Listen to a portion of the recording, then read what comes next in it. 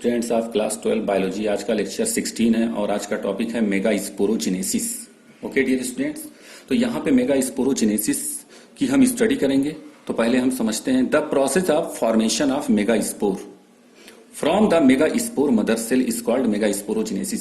Means अगर megaspore mother cell से megaspore का फॉर्मेशन होता है तो इसी प्रोसेस को हम क्या कहते हैं, मेगा स्पोरोजेनेसिस कहते हैं। ओके डियर स्टूडेंट्स, तो यहाँ पे देखिएगा अगर हमें मेगा स्पोरोजेनेसिस की स्टडी करनी है तो फर्स्ट ऑफ ऑल हम क्या करते हैं कि जो डेवलपिंग ओव्यूल होता है, क्या होता है, डेवलपिंग ओव्यूल होता है, उस डेवलपिंग ओव्यूल के सेक्शन की स्टडी करते हैं। तो यहां पे देखिए इसके सेक्शन में आपको दिखाई दे रहा होगा कि यहां पे एक है primary Archie स्पोरियल cell.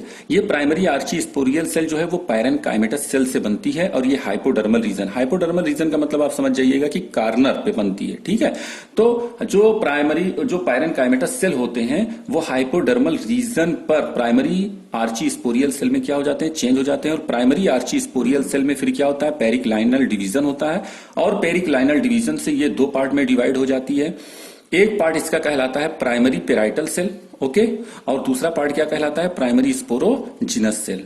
Okay dear students, primary parietal cell दोबारा डिवाइड होती है और फिर यहां पे दो प्राइमरी पेराइटल सेल का फॉर्मेशन हो जाता है, इसलिए मैंने यहां पे लिखा है 2 प्राइमरी पेराइटल सेल। ओके, और जो प्राइमरी स्पोरोजिनस सेल होती है किसमें चेंज हो जाती है, मेगा स्पोर मदर सेल में चेंज हो जाती है। और मेगा स्पोर मदर सेल जो होता है वो मियोसिस डिवीजन के हेल्प से 4 मेगा स्पोर में चेंज हो जाता है। कितने मेगा स्पोर में चेंज हो जाता है, 4। तो आप जानते हैं मेगा स्पोर मदर सेल में जो नंबर ऑफ क्रोमोसोम है वो क्या है, डिप्लॉयड है, 2n है। तो जब मेगा स्पोर बनेगा तो उसमें नंबर ऑफ क्रोमोसोम क्या हो जाएगा, हैप्लॉयड हो जाएगा, क्योंकि क्या हो रहा है, मियोसिस डिवीजन हो रहा है।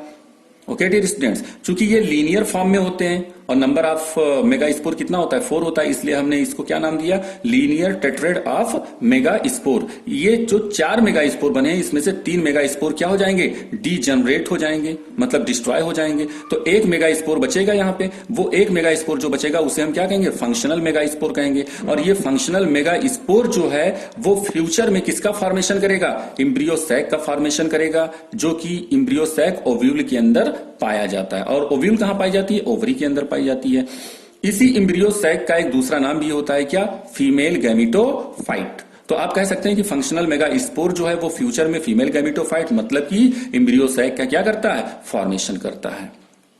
अब यहां पे देखिएगा अगर सिंगल मेगा स्पोर, यहां पे सिंगल मेगा स्पोर ही तो है, फंक्शनल मेगा स्पोर एक ही तो है, अगर single megaspore embryo sac का फॉर्मेशन कर रहा है, ओके, यानी कि अगर single megaspore female gametophyte का फॉर्मेशन करता है तो ऐसे कंडीशन को हम मोनोस्पोरिक डेवलपमेंट कहते हैं या मोनोस्पोरिक कंडीशन कहते हैं। तो इस बात को ध्यान रखिएगा, मोनोस्पोरिक डेवलपमेंट, ये एनसीईआरटी में मेंशन है, monosporic development. Okay dear students, यहां हम बुक में देखते हैं तो बुक में क्या देखते हैं कि यहां पे देखिए 4 मेगा स्पोर बने, ओके, 4 मेगा स्पोर बने, किससे बने हैं, मेगा स्पोर मदर सेल से बने हैं। ओके डियर स्टूडेंट्स, तो ये जो 4 मेगा स्पोर बने हैं इसमें से 3 तो डिजेनरेट हो गए और एक फंक्शनल मेगा स्पोर जो है उस एक फंक्शनल मेगा स्पोर में न्यूक्लियस है। अब ये जो न्यूक्लियस एक है वो माइटोटिक डिवीजन करेगा और 2 पार्ट में डिवाइड हो जाएगा। फिर 2 से कितने पार्ट बनेंगे, 4 न्यूक्लियस। फिर 4 न्यूक्लियस से कितने बनेंगे, 8 न्यूक्लियस बन जाएंगे। 8 न्यूक्लियस जब बन जाएगा तो इस 8 न्यूक्लियस में से 4 न्यूक्लियस ऊपर की तरफ मूव करेंगे और 4 न्यूक्लियस नीचे की तरफ मूव करेंगे। जो ऊपर की तरफ मूव करेंगे वो चलाजल पोल की तरफ मूव करेंगे। ओके, अगर आपने स्ट्रक्चर ऑफ ओव्यूल देखा होगा तो वहां पे चलाजल पोल हमने बताया है। तो चलाजल पोल जो होगा उस साइड में मूव करेंगे 4 न्यूक्लियस और 4 न्यूक्लियस नीचे की तरफ मूव करेंगे जिधर माइक्रोपाइल है। ओके डियर स्टूडेंट्स, तो यहां पे देखिएगा जो 4 न्यूक्लियस ऊपर की तरफ है उनमें से एक न्यूक्लियस सेंटर में आ जाएगा, ये सेंटर में आ गया। 4 में से एक सेंटर में आया तो ऊपर कितने बचे, 3 बचे। और नीचे जो 4 न्यूक्लियस है उसमें से एक न्यूक्लियस सेंटर में आ जाएगा तो नीचे कितने बचे, 3 न्यूक्लियस बचे। तो यहां पे एक न्यूक्लियस ऊपर से आया है और एक न्यूक्लियस कहां से आया है, नीचे वाले पोल से आया है। तो यहां पे 2 न्यूक्लियस हो गए और ये दोनों न्यूक्लियस को हम क्या कहेंगे, पोलर न्यूक्लियाई कहेंगे। यहां पे लिखा हुआ है पोलर न्यूक्लियाई। तो ये जो 2 न्यूक्लियस है इनको हमने पोलर न्यूक्लियाई कहा है और इनके चारों ओर एक सेल वॉल का फॉर्मेशन हो जाएगा तो इसको हम क्या कहेंगे, सेंट्रल सेल कहेंगे। मतलब हम कह सकते हैं कि जो सेंट्रल सेल होता है उसमें नंबर ऑफ न्यूक्लियस कितने होते हैं, 2 होते हैं। कितने होते हैं, 2 होते हैं डियर स्टूडेंट्स।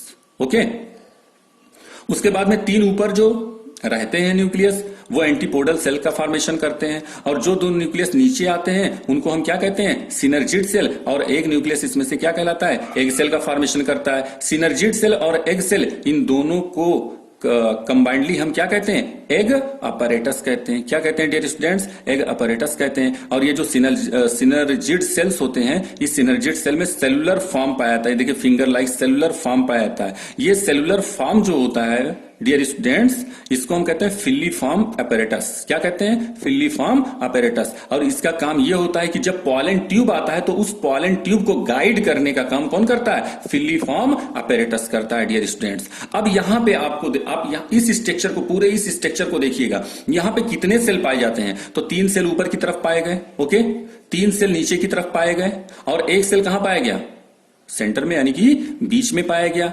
तो टोटल नंबर ऑफ सेल कितने हैं, 7, ओके। लेकिन अगर न्यूक्लियस को काउंट करते हैं तो न्यूक्लियस को काउंट करिए, 1 2 3 4 5 6 7 8, यानी कि 8 न्यूक्लियस पाए जाते हैं, तो 8 न्यूक्लिएटेड कहेंगे, यानी 7 सेल हैं और 8 न्यूक्लियस है। ओके डियर स्टूडेंट्स, ये एम्ब्रियो सैक है डियर स्टूडेंट्स। आफ्टर दैट यहां पे देखिएगा,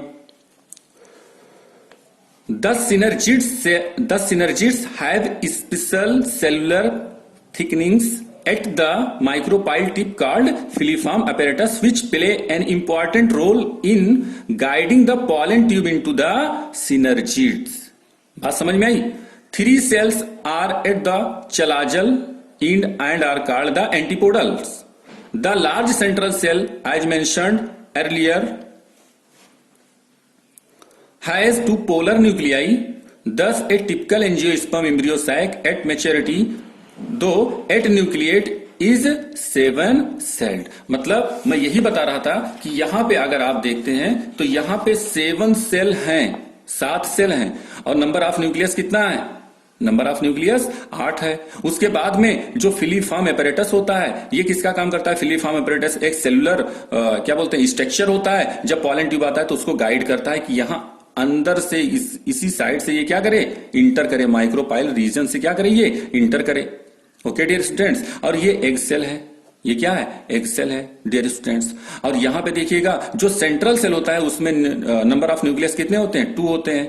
ओके डियर स्टूडेंट्स, और एंटीपोडल सेल है ऊपर की तरफ, 1 2 3 3 एंटीपोडल सेल है। सिनर्जिड सेल और एग सेल, सिनर्जिड सेल और एग सेल, इन दोनों को कंबाइंड करके हम क्या कहते हैं, एग अपैरेटस कहते हैं। क्या कहते हैं, एग अपैरेटस कहते हैं। ओके डियर स्टूडेंट्स, तो इस लेक्चर पे जो है वो आप फोकस करिएगा। तब तक के लिए God bless you, thank you.